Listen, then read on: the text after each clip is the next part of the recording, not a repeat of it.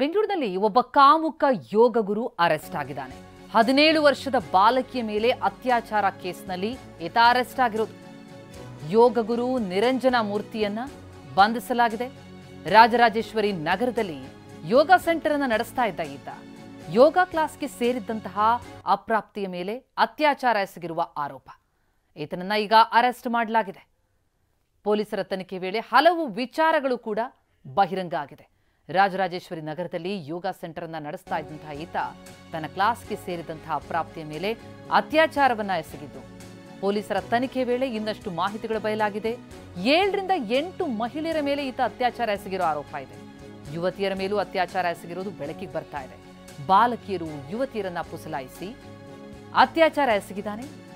ಬಾಲಕಿಯೋರ್ವಳ ದೂರಿನ ಅನ್ವಯ ಈಗ ಪೋಕ್ಸೋ ಕೇಸ್ ದಾಖಲಾಗಿದೆ. ರಾಜರಾಜೇಶ್ವರಿ ನಗರ ಪೊಲೀಸರಿಂದ ತನಿಖೆ ಕೂಡ ಮುಂದುವರೆದಿದೆ. ಈಗ ಪೋಕ್ಸೋ ಕೇಸ್ನಡಿ ಆತನನ್ನ ಅರೆಸ್ಟ್ ಮಾಡಲಾಗಿದೆ. ಆದರೆ ತನಿಖೆ ವೇಳೆ ಬಹಿರಂಗವಾದಂತಹ ವಿಚಾರ ಈತ ಈ ಅಪ್ರಾಪ್ತಿಯ ಮೇಲೆ ಅತ್ಯಾಚಾರ ಎಸಗಿರೋದಷ್ಟೇ ಅಲ್ಲ, 7-8 ಮಹಿಳೆಯರ ಮೇಲೆ, ಹಲವು ಯುವತಿಯರ ಮೇಲೆ, ಅಪ್ರಾಪ್ತರ ಮೇಲೆ ಅತ್ಯಾಚಾರ ಎಸಗಿದ್ದಾನೆ. ಹಲವರನ್ನ ಪುಸಲಾಯಿಸಿ ಅವರ ಮೇಲೆ ದೌರ್ಜನ್ಯವನ್ನು ಎಸಗಿದ್ದಾನೆ ಎನ್ನುವಂತಹ ಆರೋಪ. ರಾಜರಾಜೇಶ್ವರಿ ನಗರ ಪೊಲೀಸರಿಂದ ತನಿಖೆ ಮುಂದುವರೆದಿದೆ. ಹಲವು ವಿಚಾರಗಳು ಬಯಲಿಗೆ ಬರ್ತಾ ಇದೆ.